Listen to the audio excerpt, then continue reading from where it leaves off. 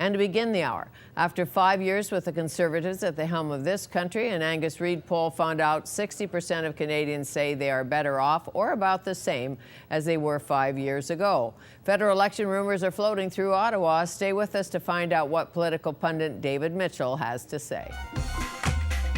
David Mitchell has his finger on the pulse of Canadian politics. When Harper, Ignatieff, Leitner, Duceppe grab a headline, he usually knows what's behind it, historically, politically, and policy-wise.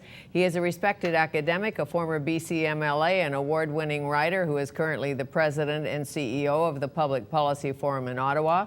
It is my pleasure to welcome David Mitchell back to Studio 4 to tell us more. Missing British Columbia yet? I miss it a lot right now when it's 30 below back in Ottawa, I can tell you that. Apparently they're not even skating on the canal, it's so cold. It's too cold, but I hope they keep it open for a while because in the last few years, there hasn't been much skating on the canal, actually. Why? Well, the winters Just because it's too warm. Yeah, so who knows? But the rainy weather here in Vancouver, believe it or not, makes me feel nostalgic now. Oh dear, you may return. Tell me about the public policy organization. What's your mandate? So the Public Policy Forum is a small, non-governmental organization that tries to build better governments, but from outside government. And it's based upon this Canadian idea that we shouldn't leave government up to the politicians and the bureaucrats. It's too important for that. That people outside of government actually care about what goes on inside government, and we want to have good government in Canada. Government of the people, by the people, for the people? Sure, if you want to use that Americanism. No, I was thinking. So, a recent Angus Reid poll says 60% of Canadians say they're better off or about the same. I think it was 30-30 under the Conservatives, under Prime Minister Harper. What's your feeling? You know, a lot has been made over the fact that the current Conservative minority government has now celebrated its 5th anniversary in office. 5 years. And a lot of people are asking, okay, are we better off after 5 years of Conservative government? How has Canada changed in the last 5 years? The truth is, it's probably too early to say, and very few of us have a long perspective on this. But there has been a kind of stability, a kind of unusual stability, given that the world is changing. We've had the economic recession that's affected other countries more than Canada. There's generational change going on in right across the country, here in British Columbia as well.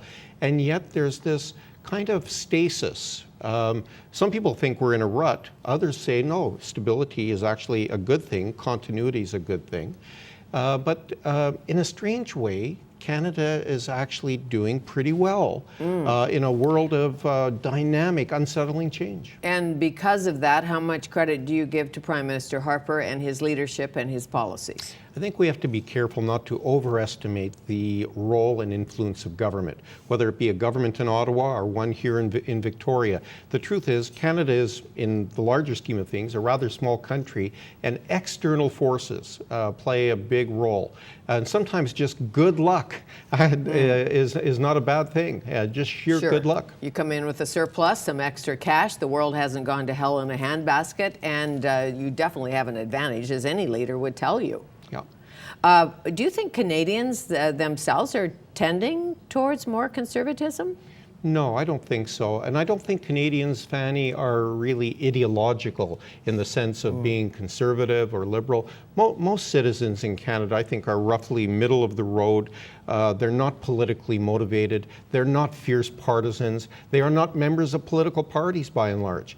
But they're running their lives, and they're building their families and their communities, and they want to have some predictability in their lives. No one likes taxes, but people like good health care and education and good services from government. There are some interesting contradictions going on right now. And I see the last 5 years, which happened to coincide with Mr. Harper being Prime Minister, as a time of real contradictions. On the one hand, we have a relative financial stability, and yet we've just seen the greatest infrastructure spending program in Canadian history, and we have the largest deficit federally in Canadian history. And yet somehow this balances out. I'll give you a couple of other contradictions. Minority government. There are some people, very few, who are troubled about longest period of minority government in Canadian history. There probably are a few people, not too many, who wake up in Ottawa every day fretting about that. But by and large, most Canadians have learned to live with minority government. Who cares? We don't wake up every day troubled over that fact. I think we've actually learned to live with it, even though the partisanship and the ferocity of the infighting in Ottawa is almost like a perpetual election campaign. It's hard to know how that can be sustained. Right. But as you suggest, minority governments make people a bit uneasy, but maybe not on a daily basis. No. Just not something I thought about this morning. Oh my gosh, alas alack, we have a minority government. Well, you know what? It goes, we're in our 7th year now of minority government, because you got to go back to Paul Martin as well. He ran a minority government before Stephen Harper did. So we're going into the 7th year, consecutive year of minority government. You know what? I don't think people by and large worry about that. I think we've learned to live with it. Why should we worry about it? The rap against minority governments used to be that they were weak, they were indecisive, you couldn't get anything done. In fact, if you look through the great span of Canadian history, Lester Pearson's minority government, Pierre Trudeau had a minority government. These were some of the most interesting and creative times in terms of public policy. Issues if there is an election. One will be lowering corporate tax. As you know, John Baird coined it the other day, interestingly. He said it's not lowering corporate tax, it's a job-creating business tax cut. Right. A job-creating business tax cut. It's not a corporate tax cut. I said, okay. But Ignatieff picked up on it, as you know, suggesting that it wasn't a good time to lower corporate taxes. And Baird and, of course, Harper and the Conservatives say, yes, good time. It'll make us stronger economically. When we have an election, sooner or later, there's no doubt that taxation and fiscal issues will be central to the debates amongst the party leaders and the parties. The Liberals, for some reason, have not been successful in putting forward the fact that they were the ones under Jean Chrétien and Paul Martin as finance minister who actually balanced the budget and got Canada's house back in fiscal order. For some reason, they haven't really played this up to what one might assume would be the extent that they should. But having said that, no one likes new taxes, but we have a record deficit in the country right now, and who's best equipped to manage our finances will be one of the central issues in the next election. I would think. What else? Healthcare. Healthcare is a big issue, but you know what? It's a provincial issue, Fanny, and the federal government hasn't done a lot recently to assert itself in these shared programs like healthcare, many other areas of shared jurisdiction. I think one of the sleeper issues that, while it's not on everyone's mind, is Canada's role in the world. Because here are some interesting contradictions. We've just finished a year when we hosted the most successful ever Winter Olympics right here in British Columbia. Canada hosted the G8 and the G20 World Leaders Summits this year. All of these things were going on, and yet we were rejected from what would have been naturally a role on the United Nations Security Council. Didn't even come close. We were embarrassingly outvoted there.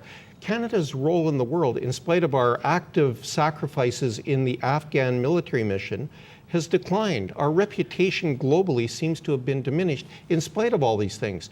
And how we fit in the world seems to be an issue that younger Canadians, the new emerging generation of leaders, actually care about. So what's underneath that? The Prime Minister's relationship with the United States, with India, with China, something else? Well, I think the world is changing, quite honestly. No longer do we have a world dominated by one superpower, our neighbor to the south. We have a G20 world, the rise of China, the rise of India, South America with Brazil. It's a multilateral world, and Canada's role we're no longer just one of the G7 or G8. We're one of the G20 and not even one of the more important members of the G20. So in order for Canada to assert itself and its global brand in the world, we have to perhaps be a bit more strategic than we have been. So the days of seeing Brian Mulroney sing a song with the late Ronald Reagan are over. Long gone by now. Long gone. Minister of Defense, Peter MacKay, doing a good job? Not? There were a lot of suggestions in Ottawa that Peter MacKay was going to leave politics. Do you remember that? Yes. Just before the Christmas holidays, there were rumors that he was going to leave, like his colleague Jim Prentice left to join the executive team of one of Canada's major banks. He didn't leave. He said that those were just mischievous rumors. Defense is an important role for Canada because the Afghan military mission continues. And one of the really big issues nationally is the decision to go ahead purchasing the military fighter jets. Yes. The largest military purchase in Canadian history, $16 billion. This will be an election issue because the Liberals say that money should be spent elsewhere. As you see the ads come out, you notice, is this your Canada or is this Harper's Canada? And the Jets are foremost in certainly the Liberal ads, as I recall. They are indeed. These ads are interesting, aren't they? You mean because we're not having an election? Yeah, I see them as shots across the bow, basically taunting, the parties taunting each other. First the Conservative ads, then the Liberal ads. Now I understand the NDP have some ads that are being planned. And a lot of this is posturing and preparing for an election if necessary, but not necessarily an election. Right. But they're all saying, we don't necessarily want an election, but we're ready for it. Come and see our election headquarters. And, spring election, maybe not a good idea, but we're ready for it just in case. And all the leaders say that. So what's really going on? I think one of the sure signs, Fanny, that an election is likely in the offing is when the party leaders claim that there's not an election in the offing. And the more they protest that they don't want an election, but they show all the signs of galvanizing the troops and getting ready with the ads and the campaign headquarters and the buses and the planes, the more the momentum picks up, the more inevitable it becomes. At some point, you can't stop that train. It's going to leave the station. Well, sure, when the ads hit the television, the back and forth ads are he says this, I say that, you think, why is that happening? But to be fair, there's a strange, perverse psychology in Ottawa that's fueled by machismo and testosterone, where the parties are daring each other and taunting each other. If you dare defeat this government on the upcoming budget, we're ready to go and we will demolish you. And there's that kind of hyper partisan testosterone-driven behavior that you see in Ottawa right now, and it's one of the things, quite honestly, that I think turns Canadians off. What in the could be, but what in the budget will cause an election? Do you think? What will be the hot numbers? There are two or three things. One is tax cuts. If the government does proceed in the budget with their announced job-creating business tax cuts. That's the positive spin. The buzz. The other spin is tax cuts for the wealthy that we can't afford right now. That's the opposition spin on it. That will almost certainly trigger the official opposition Liberal Party voting against the budget. Then it becomes an issue, what about the NDP? What about the Bloc Québécois? Because this is a parliament of minorities. And the Liberals alone can't defeat the government. It requires the support of the other opposition parties as well. So we go, 77 Liberals, 47 Bloc, 36 NDP, and 143 Conservatives. So when you do the math, the Conservatives require the support of at least one of those opposition parties to win a vote. And of course, a budget, that's a vote of confidence, obviously, and that's the obvious trigger. We don't have a date for the budget yet, but the Minister of Finance, Jim Flaherty, has said it will be in March. So that's what all the eyes are pointing towards, this budget that's coming down in March. We were pondering earlier why so many of the cabinet ministers are low profile. And maybe it's just my perception, but what I was really trying to do is recall who's Minister of Transport. And it seems to me before it would come to me like that. And it didn't this morning. Either I'm having a slow morning, but I thought, industry, is that Tony Clement or do you know what I mean? Like Flaherty, we know, finance, or John Baird, government house leader. And then you think, well, Peter Kent. What's Peter Kent again? Oh, environment. This is not unique to the current government, but it has accelerated. over the last several governments, we've seen more and more of a presidential style of Canadian politics, where the Prime Minister is first minister and first and foremost minister, and the rest of the cabinet is more of a kind of a focus group for the Prime Minister. If you think back to years gone by, Pierre Trudeau was that way, Brian Mulroney was that way, but Jean Chrétien was that way, and Stephen Harper is even more that way. Centralized power in a very, very powerful Prime Minister's office. Well, in the old news days, when there was a cabinet shuffle, red alert in the newsroom, and everybody was on it, and you know, the lead story would be, oh my gosh, Rona Ambrose has lost her portfolio, but she's going to be minister of something else. But it doesn't seem to me that that's how it's working. Or maybe I'm just not paying attention. No, I think you caught on to something here, Fanny. Do you know that we currently have the largest cabinet in Canadian history? When you add up all the ministers and all the ministers of state, it's the largest cabinet in Canadian history. It's the largest government in Canadian history. And it's a government that believes in small government. And yet we have the largest deficit in Canadian history. There are many contradictions today. There are. Yeah. And the West-East balance, always an issue. The male-female balance, always an issue. And nobody seems to be paying a whole lot of attention to that. How many cabinet ministers from the West? You know, because Stephen Harper himself comes from the West, comes from Calgary, the rallying cry for the Reform Party under Preston Manning was, the West wants in. Stephen Harper picked up that rallying cry, and he had this tremendous accomplishment. He merged the Conservative Party with what had been the Reform Party and created a unified new Conservative Party that is now very strongly representative of the West. You look at cabinet ministers from British Columbia and Alberta, they have many strong positions. Does the West still want in, or is the West in? This is something that's unresolved in Canadian politics. Do you see some budding leaders, some emerging leaders in the Conservative cabinet? Somebody with great aspirations, male, female, don't care, a James Moore? There are certainly some talented ministers in the Conservative ranks, but in my opinion, they don't dare show or exhibit even the body language of leadership ambition, because that would be almost certain death for them right now, because power is so centralized. But there are some interesting ministers who don't really have a huge profile. I'll mention just one, Jason Kenney. Who's from Alberta, but he had a lot of his formative experience here in British Columbia. He's Minister of Immigration and multiculturalism, and has done an amazing job, energetic job. Okay, so they all promise change, honesty, accountability, economic improvements, and it will go on and on. Michael Ignatieff, so far. Can he take the Liberals to the show?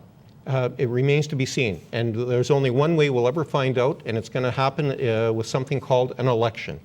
But I think we put too much pressure on the personality of party leaders right now. Mr. Ignatieff has many critics, many knocks against him, but you know what? Opposition leaders don't tear down a government. Opposition leaders win when a government defeats itself. And an opposition leader must be a credible, competent leader in waiting.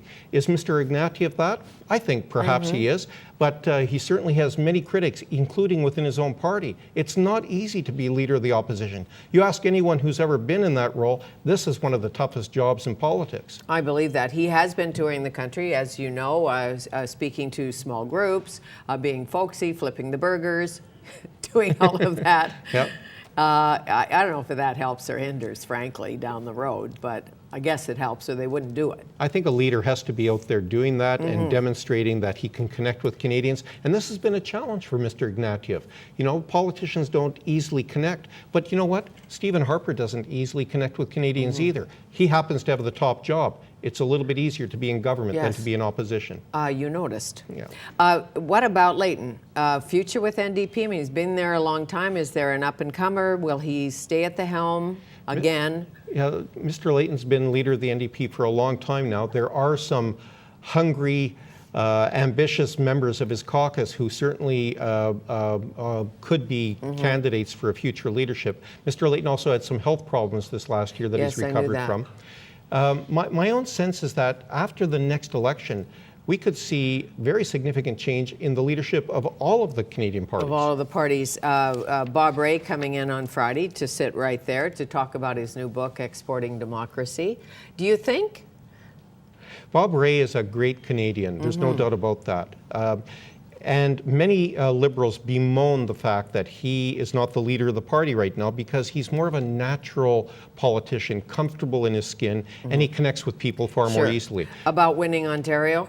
That too. That will always surface. He gets a bad rap in Ontario for the time that he was premier, and that might be the reason why he's not the leader of the opposition today. And do you hear much about British Columbia? Two parties, no leaders? This is unprecedented, Fanny. Never in the history of Canada, let alone British Columbia, have we had the two major parties of any jurisdiction leaderless. It's almost like complete anarchy here in British Columbia. I'm sure from this chaos will emerge some kind of order. Let's hope. Nice to see you again. Great to see you, Fanny. Thank you. David Mitchell, political pundit, author, head of the Public Policy Forum in Ottawa.